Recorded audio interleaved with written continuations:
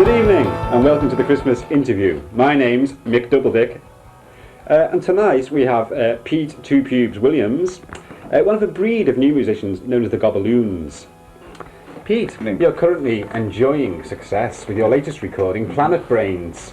Yeah. Could you tell me what influenced you in the writing of the song?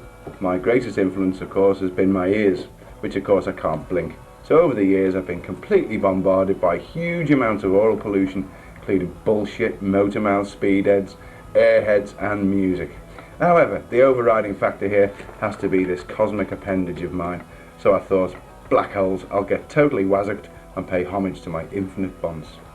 Could I just take you back now a few years to your early recordings with The Noise in the Library? How do you think those early recordings compare to the material you're working on these days? Well, I've got very fond memories of the old GLA experience. I mean, madness at 50 pence an hour was hard to beat even then.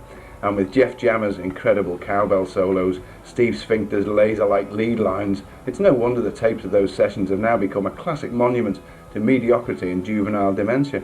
Of course, present-day recordings are a lot sweeter, but those formative weeks of bass pumping, beer gulping and gear humping and mega silliness have in fact paved the way for the present output of musical nitrogenous waste.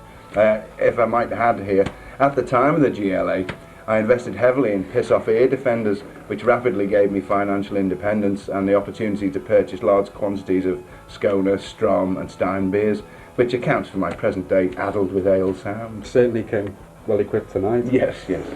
What happened to the old lineup anyway with Steve Sphincter and Jeff Jammer, was it? Well, as most of the populace knows, old Sphinx was actively and inebriatedly involved with every stage of Planet Brains, working his little MIDI fingers to the bone on the backing track with his new steam-driven computer. As for cowbell, Jeff Jammer, he's been a case of non-presence in my neck of the woods for some time now. I can only assume his kit's done a flit and his cowbell's got rusty.